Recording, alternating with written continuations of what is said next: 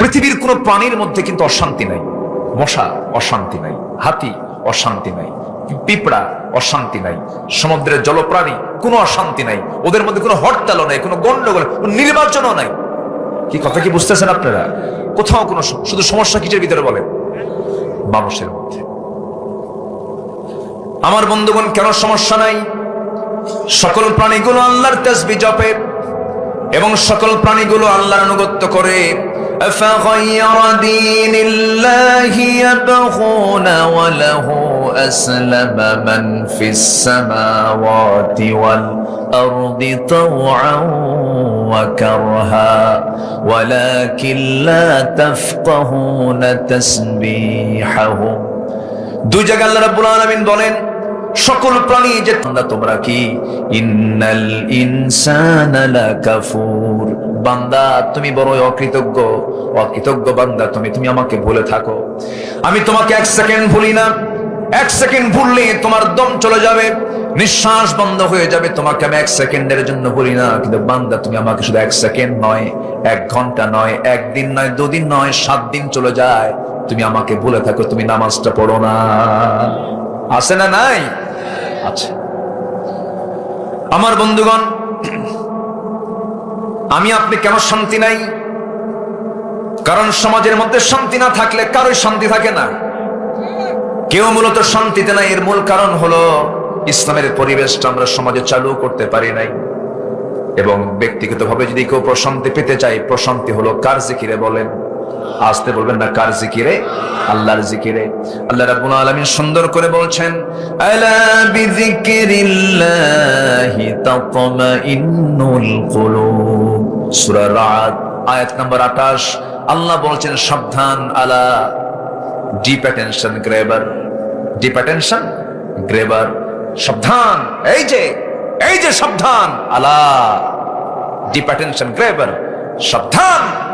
হৃদয়ের প্রশান্তি যদি পেতে চাও, আল্লাহর জিকিরি ছাড়া হৃদয়ের প্রশান্তি কোথাও খুঁজে পাবা না। আল্লাহু আকবার বলে। আল্লাহর জিকিরকে এক সেকেন্ডের জন্য ভোলা যাবে না,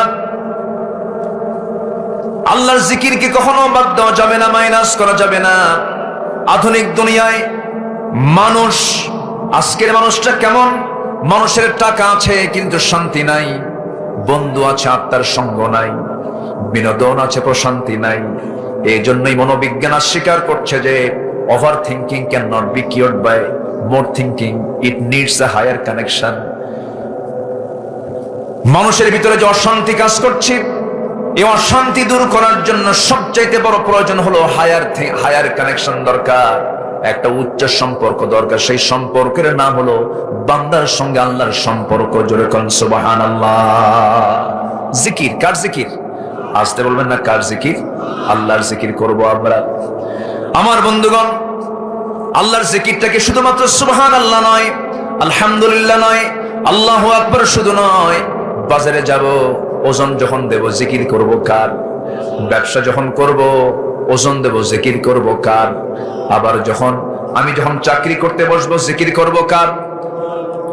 সব সময় সমস্ত কাজে আল্লাহ রাব্বুল আলামিন তার স্মরণকে তিনি বাধ্যতামূলক করে দিয়েছেন। আমাকে তুমি বাদ দিয়ে চলো না, বিপদে পড়ে যাবা। একজন সাহাবীর কথা মনে হলো, 2 নম্বর খলিফাতুল মুসলিমিন ছিলেন। সেই খলিফার নাম কি বলুন?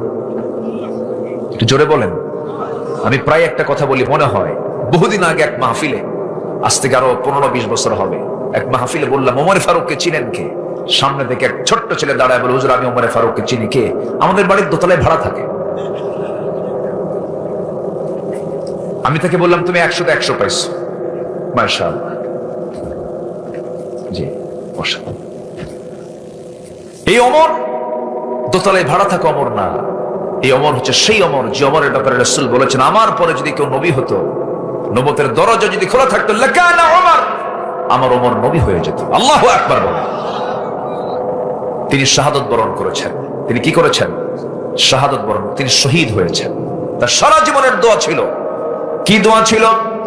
আল্লাহুম্মা রযুকনি শাহাদাতান ফি সাবিলিক ওয়াজআল মাউতি ফি বালাদি রাসূলিক। ও আল্লাহ, তুমি আমাকে শহীদি মৃত্যু দান করো এবং আমার নবীর শহরে মদিনাতে মৃত্যু দিয়ে দিও। তিনি এই দোয়াটা সারা জীবন করেছেন। কিন্তু দোয়াটা ছিল আপাত দৃষ্টিতে উল্টা দোয়া ছিল। মদিনায় যুদ্ধ হওয়ার কোনো সম্ভাবনা ছিল না, আবার মদিনায় তিনি ইন্তেকাল করতে চেয়েছেন, কিন্তু আল্লাহ রাব্বুল আলামিনের মাঝেও তার নিয়তকে কবুল করে নিয়েছেন। কোন একটা ফজরে নামাজে তিনি দাঁড়িয়েছেন, 2 রাকাত নামাজ পড়বেন। প্রথম রাকাত নিরাপদেই পড়েছেন, দ্বিতীয় রাকাতে নামাজ পড়তেন না। নামাজের মধ্যে হঠাৎ করে আবু লুলু মাজুসি নামে একজন আততায়ী, একজন জালিম পিছন দিক থেকে এসে তার পেটের ডান পাশে মেরে দিল। বিষাক্ত ছুরি যখন ঢুকায়া দিয়েছে, সেই সময় তিনি অতটুকু অসুস্থ হয়ে পড়লেন না। সেই চাকু বের করে আবার উপর জবরি সামনের দিক থেকে তল পেটে যখন মোচড়ায় যখন ছুরিটা মেরে দিয়েছে, সেই সময় আর তিনি দাঁড়াতে পারলেন না। দ্বিতীয় রাকাতে পেটের নিচ থেকে একটু অংশ ভুঁড়ি বের হয়ে গেল, সেন্সলেস হয়ে পড়ে গেলেন। কয়েক ঘন্টা সেন্স নাই। ইতিহাস বলে সেন্স যখন ফিরল, তার সেন্স ফেরার সঙ্গে সঙ্গে তিনি মুস্কি হাসি মেরে বলছেন, আল্লাহ তাআলা বুঝি আমার হৃদয়ের আকুতি কবুল করে নিয়েছে। এরপরে ছেলে আব্দুল্লাহকে ডাক দিয়ে বলছে, আব্দুল্লাহ রে এদিকে আসো, একটু পানি দাও তো। হয়তো সন্তান মনে করেছেন আব্বা পানি পান করার জন্য ছটফট করছেন, পানি আনলেন তাড়াতাড়ি করে। পানি যখন তার হাতে দেওয়া হলো, তিনি বলছেন, আব্দুল্লাহ তুমি আমাকে কিসের জন্য পানি দিলা? আব্বা আপনি তৃষ্ণার্ত হয়েছেন, পানি পান করুন না। আরে না, ফজর নামাজ তো আমার এখনো হয় নাই। আল্লাহু আকবার বলেন।